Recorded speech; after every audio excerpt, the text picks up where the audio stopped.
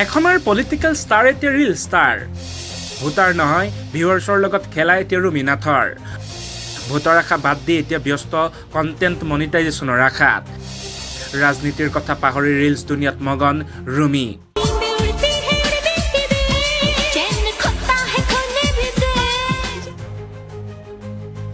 এইগৰাকী ৰুমি নাথ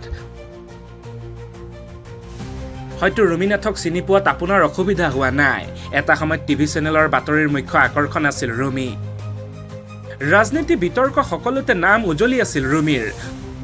2006 চনত বিজেপিৰ টিকটত কাছাৰৰ বৰখলা সমষ্টিৰ পৰা বিধায়িকা হৈ অসমৰ ৰাজনৈতিক ক্ষেত্ৰত পৰিচিত হৈ পৰা ৰুমি 2011 চনত বিধায়িকা হৈছিল কংগ্ৰেছৰ টিকটত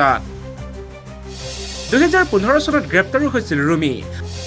2020 চনত কংগ্ৰেছে বহিষ্কাৰ কৰিলে ৰুমিক ৰাজনৈতিক ক্ষেত্ৰত দল বিৰোধী কাম-কাজ ব্যক্তিগত জীৱনত বিবাহৰ খেলিমেলি আদি বহু বিতৰ্কৰ জৰিয়তে চৰ্চাত আছিল ৰুমি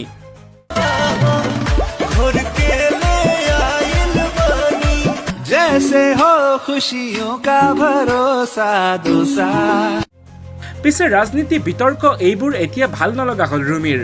ৰাজনীতিলৈ ঘূৰি আহি অতীত ৰোমন্থনো কৰিব নিবিচাৰে ৰাজনীতি নহয় ৰুমিৰ এতিয়া প্ৰথম পছন্দ ৰিলছ দিনটোত 3-4টা ৰিলছত অভিনয় কৰে ৰুমিয়ে ভিউৱাৰ্ছেও আদৰি লৈছে ৰুমিক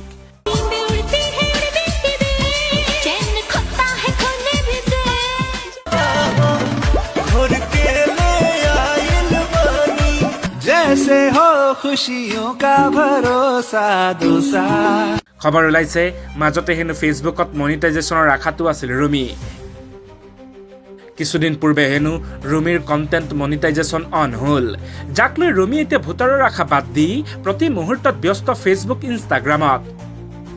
ৰুমিয়ে জানে ৰাজনীতিত আৰু জীয়াই থাকিব নোৱাৰে তেওঁ গতিকে বেয়া পাই লাভ নাই ফেচবুকৰ দৰ্শকে এতিয়া সাৰথি ৰুমিৰ